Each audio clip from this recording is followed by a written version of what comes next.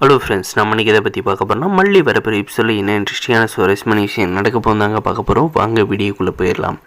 நம்முடைய மல்லி பார்த்திங்கன்னா நம்முடைய விஜய் சாரை விட்டு விலகிட்டு தான் வந்து இந்த ரஞ்சிதாவும் இந்த போதும் பொண்ணு கிளவி வந்து நம்பிட்டாங்க. அதனால் பார்த்திங்கன்னா இந்த ரஞ்சிதா வந்து இந்த போதும் பொண்ணு கிளவிக்கிட்ட வந்து என்ன சொல்கிறான்னு பார்த்தீங்கன்னா, மாமா வந்து வெண்பாவுக்கு வந்து நான் தான் வந்து அம்மான்ற மாதிரி வந்து சொல்லிட்டாங்க.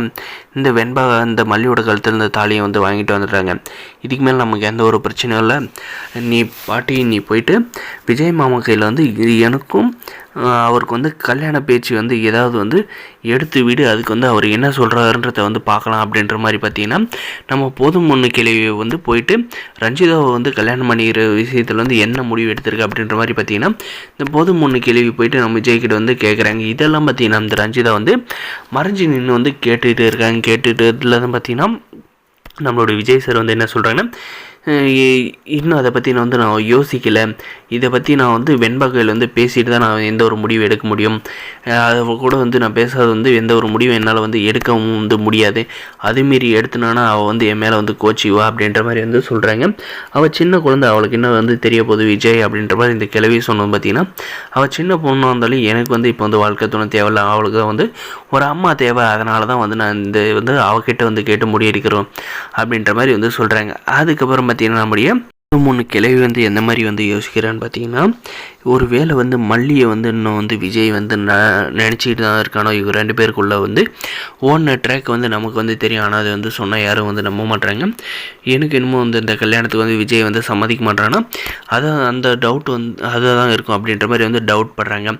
அதுக்கப்புறம் பார்த்திங்கன்னா நம்முடைய ரஞ்சிதா கையில் போயிட்டு அவன் சொன்னதெல்லாம் வந்து கேட்டல அப்படின்ற மாதிரி வந்து சொல்கிறேன்.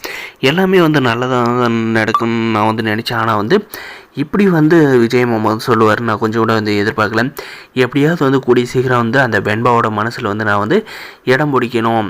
அந்த மல்லியை வந்து வெண்பாவோட மனசுலேருந்து நான் வந்து தூக்கி எறிந்துட்டு அந்த இடத்துல போயிட்டு நான் சம்மங்களை போட்டு உக்காந்தா மட்டும்தான் வந்து விஜய் மாமா வந்து எனக்கு வந்து கிடைப்பார். இல்லைனா வந்து அந்த நிஷா வந்து தட்டிக்கிட்டு போயிடுவா அப்படின்ற மாதிரி வந்து யோசிக்கிறாங்க. ஒரு பக்கம் நம்முடைய மல்லியும் பார்த்திங்கன்னா நம்ம வெண்பாவும் விஜய் சார் நினைப்பா இருக்காங்க. நம்முடைய பத்ரபாபுவோட வார்த்தையை மீறி நம்மளுடைய மல்லி எந்த ஒரு விஷயம் வந்து செய்ய முடியாத வந்து இருக்காங்க. என்னோடது பத்ரபாபுவோட கௌரவம் அப்படின்ற மாதிரி சொல்லி நம்ம மல்லியை வந்து மிரட்டி வச்சுருக்காங்க. நம்முடைய விஜயம் பார்த்திங்கன்னா அவருடைய மனசை விட்டு போயிட்டு நம்மளுடைய மல்லிகையில் வந்து பேசினா கண்டிப்பாக இதுக்கெல்லாம் வந்து ஒரு தீர்வு கிடைச்சி நம்முடைய மல்லி நம்முடைய வெண்பா நம்முடைய விஜய் சார் எல்லாருமே வந்து எவ்வளோ தடை எவ்வளோ பிரச்சனை வந்தாலையும் வந்து அவங்க வந்து ஒன்றா சேர்ந்து அதெல்லாம் வந்து தவிடுபொடியாக்கி இவங்க வந்து வாழ்க்கையில் வந்து மேலும் மேலும் முன்னேறிட்டு வந்து போயிட்டே இருப்பாங்க.